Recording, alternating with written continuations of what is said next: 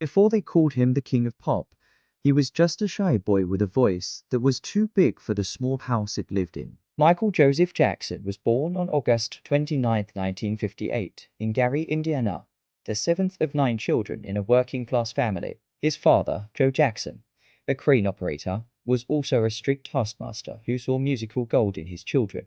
He quickly formed the Jackson 5, featuring Jackie, Tito, Jermaine, Marlon, and young Michael, who possessed a voice and stage presence that was simply undeniable. He was born into poverty, surrounded by struggle, and raised in a home where music was both an escape and a constant expectation. His father ran a house like a boot camp, where mistakes weren't just frowned upon, they were forbidden.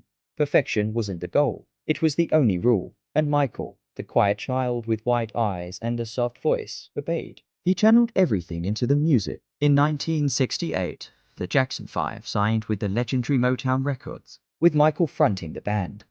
They soared to fame with 4 consecutive #1 singles, including massive hits like I Want You Back and ABC. The Jackson 5 became a global sensation, and Michael was the group's undisputed star, celebrated for his energetic dance moves and powerful voice, even as a young teenager. But this level of fame came with a heavy weight, especially for a child. While other kids were outside playing, Michael was inside rehearsing. While others grew up slowly, he grew up under the harsh glare of spotlights. The world adored him, but behind the scenes, he battled loneliness, immense pressure, and the lingering sting of his father's strict discipline. Still, through it all, he dreamed bigger and practiced harder. He didn't just want to sing music, he wanted to shape it. He wanted to create entire worlds, worlds where he wasn't afraid, where magic was real. At 21, he broke free. It was time to stop being just one of the Jackson brothers, and to stop following someone else's path. By the late 1970s, Michael transitioned fully into his solo career. His first independent album, Of the War, produced by the great Quincy Jones, shattered expectations and broke new ground in disco and R&B, giving us timeless hits like Don't Stop Till You Get Enough. With this album, he established himself as a solo artist who could dominate both the charts and the dance floor. For the first time, Michael Jackson truly felt the power of his own identity. He was on a mission to create something the world had never experienced before, a revolution in rhythm, dance, and pure imagination. And in 1982, he did just that. Have you ever wondered what it takes to become truly timeless? Let's talk about the man who did it. When the album Thriller dropped, it didn't just sell well. It shattered every record, becoming the best-selling album of all time. It wasn't just an album, it was a cultural phenomenon. It gave us 7 massive hit singles, groundbreaking music videos, and dance moves no one had ever seen before.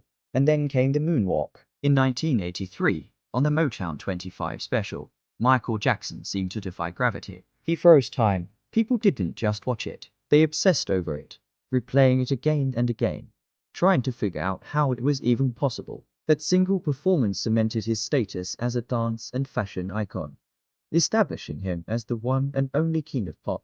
By the mid-1980s, Michael Jackson was arguably the most famous person on the planet. He continued to break records, writing the legendary 1985 charity single, We Are the World, as his fame grew.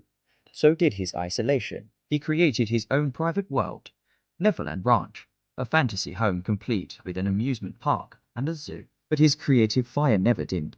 Albums like Bad, Dangerous, and History shaped generations and delivered hit after hit. At his concerts, he could stand silent for minutes, and the crowd would just roar with love and adoration. His influence was immense, his generosity often quiet, and his vulnerability was laid bare in every lyric, every breath, and every dance step. In 2009, he announced his final comeback tour. This Is It, a massive series of 50 concerts in London. The pressure was enormous, and his health began to suffer. Then, just weeks before the first show, on June 25, 2009, the world stood still. Michael Jackson had died at the age of 50. The news spread like a shockwave. Cities dimmed their lights, fans collapsed in grief, and millions cried.